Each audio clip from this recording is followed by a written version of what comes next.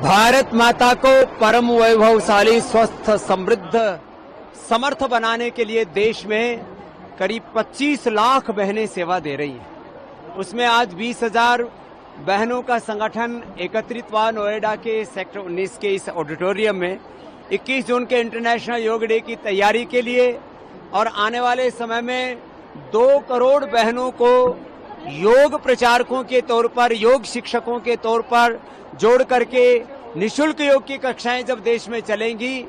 तो देश स्वस्थ भी बनेगा, रोग मुक्त भी बनेगा, और रोगों से आजादी, नशा से आजादी, आर्थिक आजादी, वैचारिक सांस्कृतिक आजादी के साथ शिक्षा और चिकित्सा की आजादी का जो बड़ा लक्ष्य पतंजलि लेकर के चल रहा है, उसमें देश की मातृशक्ति की बहुत बड़ी भूमिका होने वाली है। उसका ये प्रथम बड़ा सम्मेलन यहाँ नोएडा और एनसीआर के संगठन के महिला पतंजलि योग समिति की ओर से किया गया।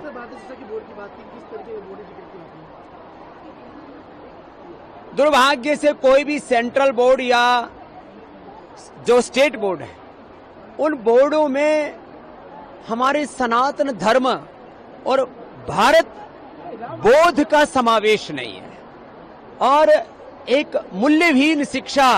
खाली एक तकनीकी शिक्षा, एक यांत्रिकी शिक्षा है, भाषाई बोध है, विषय का बोध है, लेकिन आत्मबोध, भारत बोध और सनातन बोध से वंचित वो शिक्षा व्यवस्था वो परिणाम नहीं दे सकती जो शिक्षा के द्वारा व्यक्तित्व, चरित्र और नेतृत्व निर्माण होना चाहिए। इसलिए आजादी के 75 वर्ष बाद मोदी सरकार के हम कृतज्ञ हैं। श्रद्धेय नरेंद्र मोदी जी और देश के गृह मंत्री अमित शाह जी से लेकर के पूरी इस वर्तमान केंद्रीय सत्ता ने भारतीय शिक्षा बोर्ड का जो गठन किया है, उससे शिक्षा की आजादी का एक नया दौर शुरू होगा, और ऐसे व्यक्तित्व, नेतृत्व, चरित्र तैयार होंगे जिससे भारत का गौरव बढ़ेगा और एक ऐसे विश्व नागरिकों का निर्माण होगा जो विश्व में भारतीयता का गौरव बढ़ाएंगे। मोदी जी का नेतृत्व, उनकी नीतियां, उनका व्यक्तित्व, उनका चरित्र इतना विराट है।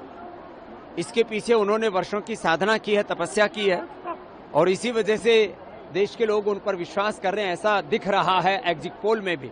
परिणाम भी ऐसे ही इसी के आसपास होंगे ऐसा दिखता है, क्योंकि मोदी जी का जो एक हिमालय जैसा व्यक्तित्व है, उसके सामने दूसरा व्यक्ति खड़ा नहीं होगा।